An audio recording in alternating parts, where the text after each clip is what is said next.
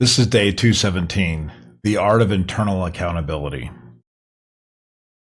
One of the most difficult things to master is the ability to be productive when no one else is watching. When there's no manager checking in, no supervisor laying down expectations, just you, your thoughts, and the long list of things you promised yourself you would do.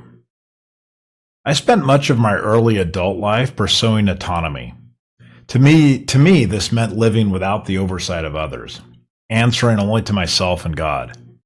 It seemed noble, even righteous. However, as I matured, I realized that autonomy is a paradox. The more I sought to free myself from external oversight, the more accountable I became. Why?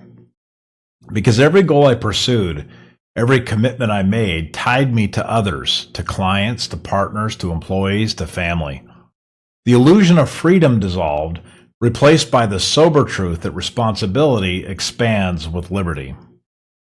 I avoided traditional bosses. I worked hard to escape the office hierarchy and create my own path. But there's a double-edged sword to such independence. While you remove the pressure of immediate oversight, you also remove the safety net of external structure. Without someone looking over your shoulder, personal accountability becomes your last line of defense against entropy. So how does one self-motivate when no one else is standing over you? The reality is accountability always comes, whether it's in the form of a client deadline, a payroll you need to meet, or a commitment to your family. The consequences of inaction eventually catch up. But in the quiet hours, when you could just as easily waste the day as use it, that's where the real battle lies. And for those of us determined to live without a conventional boss, we must become one for ourselves.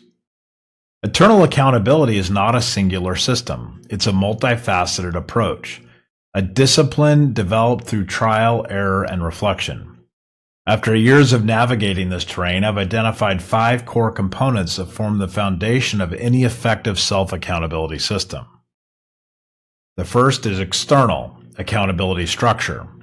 Even the most self-motivated individuals need to be seen. This could be a mastermind group, a trusted mentor, or a coach, or even a friend.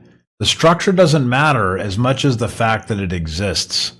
You can also make public commitments. There's something profoundly motivating about telling others what you intend to do and the accompanying embarrassment if you fail to follow through. Shame is not a pleasant motivator, but it can be an effective one. Paid coaching or structured groups work well for many. Think of this as a temporarily outsourcing the boss role while you learn to internalize it. Second, internal accountability tools. These are the practical day-to-day systems that keep you on track.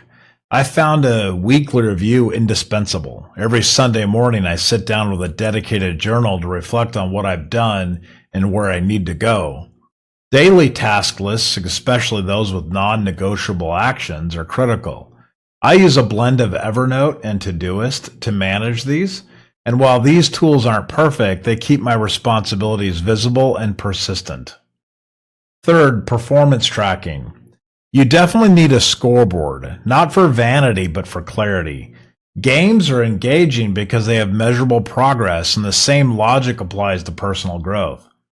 I keep a scorecard of annual goals updated on a regular basis and track progress with visible metrics. Streaks are also powerful. Once you've completed something for 20, 30, 100 days in a row, the idea of breaking the chain becomes powerful enough to keep going. The scoreboard makes your progress undeniable and equally your neglect visible. Fourth is consequence and reward systems. This is an area that I don't rely on heavily, but I acknowledge its value. Immediate, realistic rewards can provide useful motivation. They don't have to be material. Sometimes just allowing yourself a break or the satisfaction of checking off a difficult task is enough. Consequences can work too, but I find that they are most effective when natural. If I don't follow through on a key task, the burden of delay becomes its own punishment. The key is not to let reward or punishment replace purpose, but to use them as helpful nudges when willpower starts to wane. Fifth and finally is visibility. Whatever system you use, it must be ever present. Your goals, your tasks, your reminders, these should confront you on a regular basis. If your system is buried in a notebook or some application you rarely open, it will fail. I keep goals pinned to the top of my digital tools and visible in my physical workspace on the whiteboard behind me. Out of sight is truly out of mind. If you want to stay accountable, you must surround yourself with reminders of what you've committed to become. So, in conclusion, there's a quiet dignity in living a life governed by internal accountability. No one may see your effort, no one may applaud your consistency, but the impact is real. The choices you make when no one is watching are the ones that shape your character, and over time, they will ultimately shape your destiny. We may seek freedom from oversight, but that does not absolve us from responsibility. In fact, it demands more of it. The path of autonomy is not the absence of accountability, it is actually the art of internalizing it. And if you can master that, then perhaps you are then truly free.